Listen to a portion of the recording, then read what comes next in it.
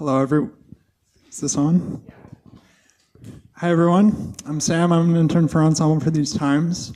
We're thrilled to be presenting Mujeres Ahora, the final concert of this season, And we're thrilled to be joined by Carla Lucero, composer of 5 operas, recipient of major grants from Opera America and National Endowment of the Arts. Carla, thank you for joining us. We'll be programming 2 arias from 2 of her operas. I Won't Give Up on You and La Revelación. I'm personally very excited to be conducting this conversation as a composer of vocal music, and I'd like to start by asking you a bit about touch.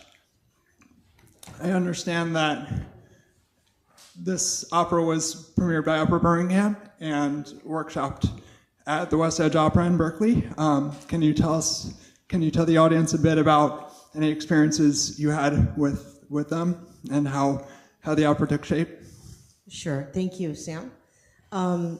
Yes. Well, the opera Touch had been in my head for some time. It's about Helen Keller and Anne Sullivan and their relationship. It basically picks up where The Miracle Worker ends. So I had the idea of creating a piece, and actually I was contacted by Mary Chun. She's a conductor here in the Bay Area, amazing, and a regular collaborator of mine. And she told me about the Snapshot program, which is still happening now. And this was, I think, in 2016, I believe, or 2017. And she said, can you develop a piece, about 12 minutes, or a section, or a scene? And I thought, great, because West Edge Opera Snapshot program allows you to do this with a chamber orchestra. So it was really great. I got to hear it, not just with a piano vocal version. So kind of started to flesh out the orchestration in my mind at that point. So I wrote this scene, and it was completely out of context because I hadn't written a word of the libretto or of the music. I had done some prototype things, but this is the first time I really sat down and said, okay, I'm going to do this for real. Let's try something. And it was wonderful. It was a wonderful experience. So that was kind of the catalyst for me to start composing Touch and writing the libretto and co-writing it later with my co-librettist, Mariana Montnewworth. So after West Edge Opera, I went to an Opera America conference to pitch the project, and lo and behold, somebody from Opera Birmingham approached me and with tears in her eyes, and she said, I'm from Tuscumbia, Alabama, where Helen Keller's from, and I'm representing Opera Birmingham. So right then and there, we said it has to happen there in Birmingham. So Tuscumbia is probably about 2 hours away from Birmingham. So that's how that started, and went through the usual steps of creating the libretto. But it's a bit different when I'm composing and writing the libretto, because I'm already envisioning the music.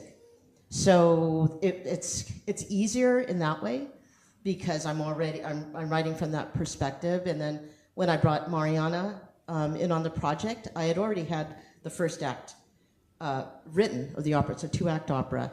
But she really helped to kind of understand, how are we going to close this exactly? What are we going to, which parts of Helen Keller's life are we going to go into? Besides the obvious that, she was an amazing person, but she was also a prolific writer. She was an activist and one of the founders of the American Socialist Party, and the founder or co-founder of the ACLU. She was just amazing. So the more, I was reading about her, I thought, my gosh, where do I even, begin with telling her story? So that's how it developed, and it started here. Wonderful, thank you. I think it's fascinating that you wrote your own libretto, and it's always good to have collaborators that we trust, so thank you for sharing. if I understand correctly, Touch is about a love triangle between Helen Keller and her primary advocates and interpreters, Anne Sullivan and Peter Fagan. Can you tell us a bit more about the plot? Yes. So Anne Sullivan and Helen Keller were not romantically involved. Okay. It was more of it's interesting. She called her teacher throughout her life. So it's a kind of a mentor-mentee, teacher-student relationship, but it was super codependent because it was also kind of a maternal feeling for that Anne Sullivan had for Helen. But it was totally codependent because Anne Sullivan depended on Helen Keller to survive because she was a celebrity. And that was really the only way they were bringing in money. So Helen had her own ecosystem, basically. So when Peter Fagan came into the picture, Anne Sullivan had become ill. And Peter Fagan came in to replace her temporarily as Helen's interpreter. And Helen and Peter fell madly in love. And this was very threatening to Anne, because she felt like she could lose everything. And she had devoted her entire life to Helen. So in that way, it was between Anne and Helen, it was a platonic love, but Peter and Helen had a romantic relationship.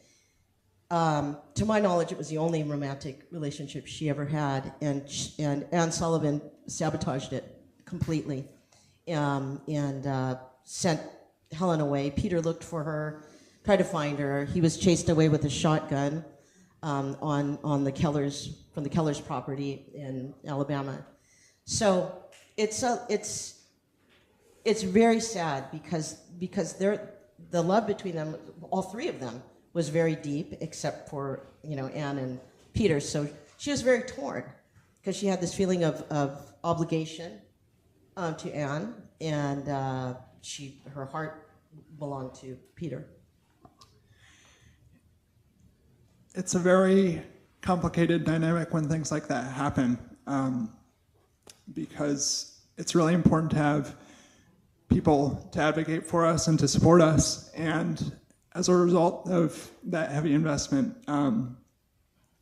it often leads to hurt feelings down the road, and I think it's fascinating to portray those kinds of politics, that kind of dynamic through an opera.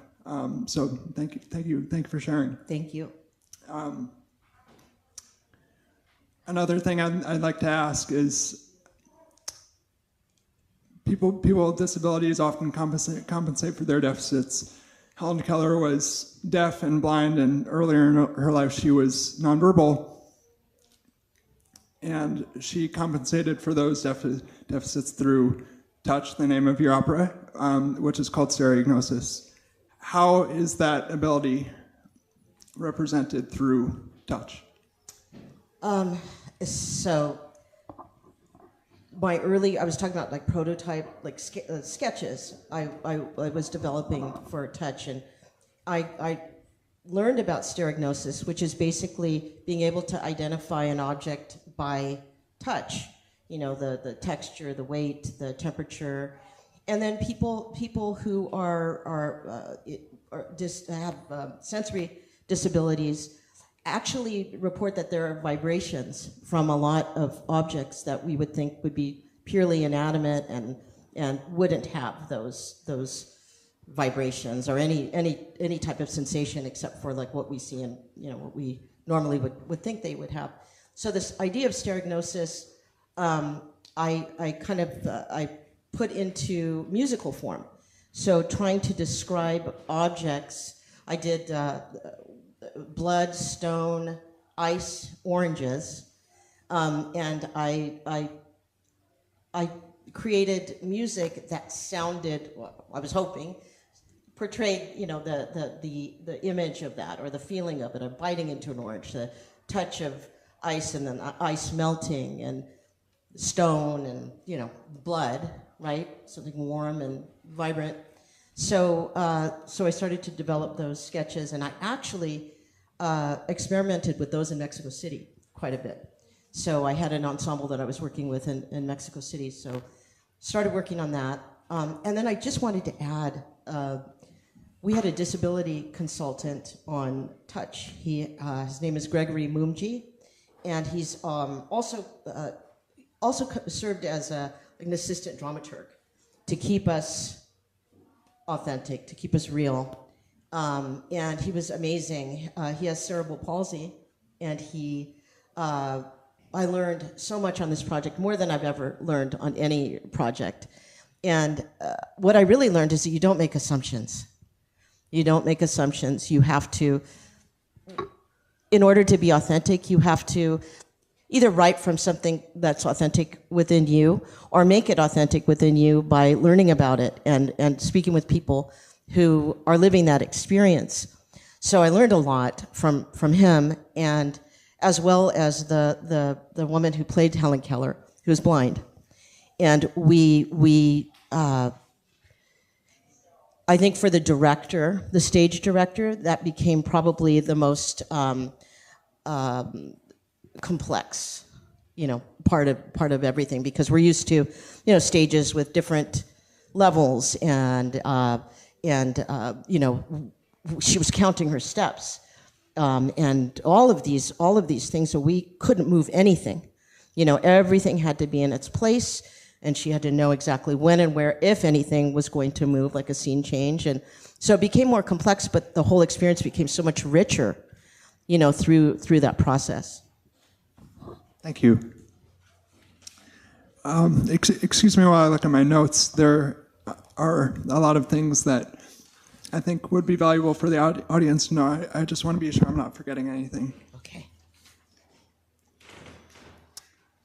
So, Touch has two sonic worlds, one representing Helen, consisting of the pitches D, E, A, F, and the other representing the world around her. So how do those two complement and contrast from each other? They're completely contrasting, right? So as Sam was saying, the Helen Keller's theme is based on the notes D, E, A, F. So there's all these permutations of those notes throughout. So it becomes a little bit more dissonant, although you can create a lot of consonants with those notes. But I also displaced a lot of the notes by several octaves, so that some, maybe the E is shrieking, So and different, like with orchestration, there's so much you can do with strings, like extended string techniques and that type of thing. Anne Sullivan's world represented the world of what our everyday world, what we experience as hearing and seeing people. So it was much more, her musical world was much more consonant. So yes, there was a huge contrast between those. At the end, though, they meld. At the end, they begin to meld, and that's as Helen is coming into herself. Basically, when Peter Fagan shows up, their worlds become a lot, the musical worlds become a lot closer. Wonderful, thank you. I'd like to transition to La Revelación, an opera we're performing from, an aria we're performing from your opera, Juana. I understand that the plot centers around Mexican nun, Sor Juana Inés de la Cruz. Yes. Even though the audience won't hear the original version tonight, I think they'd like to know what the aria is about and how it affects the plot. If you could explain that. Sure. So my opera Juana is about Sor Juana Inés de la Cruz. She was a 17th century Mexican nun and is known by many, many people, especially in Latin America, as the first great poet of the Americas. She was also a major feminist. She is known as the 10th Muse, and basically she's a queer icon, a lesbian icon. So she's imagine being a 17th century nun and being a feminist and a lesbian, So the aria that Sam is referencing that you'll hear today, you're not going to hear the text because this is an instrumental arrangement of it. So the original, El Alma is singing, and that is her soul. And the soul is a countertenor, a very androgynous being, because in Sor Juana's writing, she wrote that she didn't identify as a woman or a man. So this spirit, El Alma, almost operates as a Greek chorus. So the revelation, la revelación, is the revelation, and the big revelation is that she has been found out and that she's going to go before the Spanish Inquisition in Mexico, right? So Spain had already moved on from the brutality, but in Mexico it was still going strong, right? In the Americas, in Latin America, it was still going strong because they had proxies there, right? The viceroy and vicereine. And so what happens is her writings, her romantic writings to the viceroy, the viceroy's wife, that gets found out. And along with, she's duped by a bishop who, she challenged a sermon. And he basically wrote to her in drag, pretending to be another sister, and said, oh, just give it to me. I love this. You're really tearing down this priest, and his patriarchy. So trust me, nothing will happen. Lo and behold, the bishop published it. So they had her writings to La Condesa, the vicereine, and the writings to about this sermon.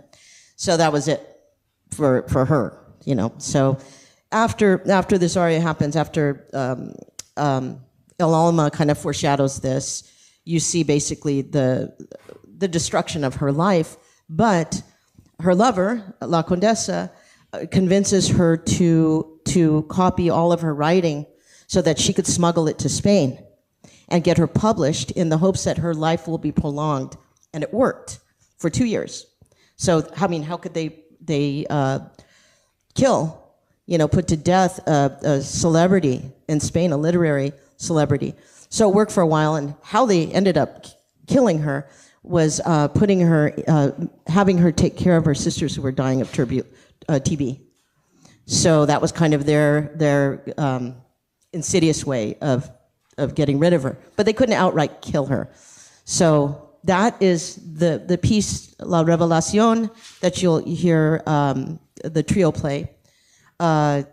It's, just imagine, somebody singing a countertenor would be singing some of the melodic parts.